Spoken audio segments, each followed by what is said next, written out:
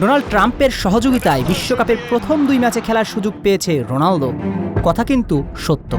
মেসিকে বিশেষ সুবিধা দিল ফিফা, ওই ট্যাকেল মেসি দেখেই লাল কার্ড দেওয়া হয়নি, এমন আলোচনায় সয়লাভ সোশ্যাল মিডিয়া।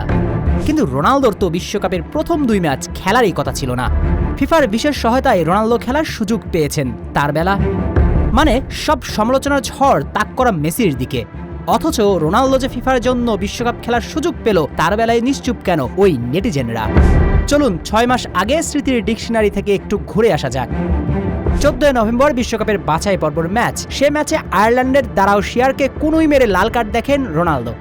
যে ঘটনার জন্য রোনালদো লাল কার্ড দেখেন সেটা সহিংস আচরণের শাখায় পড়ে, যার শাস্তি 3 ম্যাচের নিষেধাজ্ঞা, এবং সেটাও প্রতিযোগিতামূলক ম্যাচে। সঙ্গত কারণে বিশ্বকাপ বাছাই পর্বে পর্তুগালের শেষ ম্যাচ আর্মেনিয়ার বিপক্ষে খেলতে পারলেন না CR7, কিন্তু প্রতিযোগিতামূলক আরও 2টি ম্যাচ খেলতে পারবেন না তিনি, যার অর্থ বিশ্বকাপে কঙ্গো এবং উজবেকিস্তানের বিপক্ষে ম্যাচ খেলতে পারতেন না আল নাসর তারকা। এটাই যখন নিয়ম, তখন CR7 করলেন হোয়াইট হাউস সফর, আমেরিকা প্রেসিডেন্ট ট্রাম্পের সঙ্গে সাক্ষাৎ। তারপর 180 ডিগ্রি কোণে বেঁকে গেল ফিফা। রোনালদোর শাস্তি যে কমিয়ে দিলেন তা নয়, রোনালদোর নিষেধাজ্ঞা বহালই রাখলেন, কিন্তু সেটা কার্যকর হবে 1 বছর পরে। আগামী নভেম্বরের পরে রোনালদো দেশের জার্সিতে খেলতে পারবেন না 2টি প্রতিযোগিতামূলক ম্যাচ।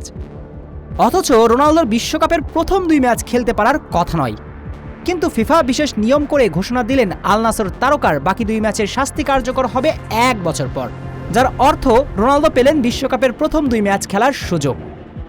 ডোনাল্ড ট্রাম্পের সঙ্গে সাক্ষাৎ করার পর ফিফা তাদের নিয়ম পরিবর্তন করল। এর ব্যাখ্যা কি কারো কাছে আছে? স্পষ্টতই রোনালদোকে ফিফা সুযোগ করে দিয়েছে বিশ্বকাপের প্রথম 2 ম্যাচ খেলার। কারণটা স্পষ্ট, রনের মতো তারকা মাঠে যত থাকবেন ততই বিশ্বকাপ জমে উঠবে।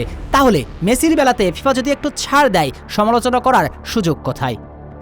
এছাড়াও মেসিকে যে পুরোপুরি ছাড় দিয়েছে সেটা বলার সুযোগও নেই, কারণ মেসি ট্যাকেলটি উদ্দেশ্য প্রণোদিত করেননি, আর এই নিয়ম আমলে নিয়েই রেফারি মেসিকে কার্ড দেখাননি।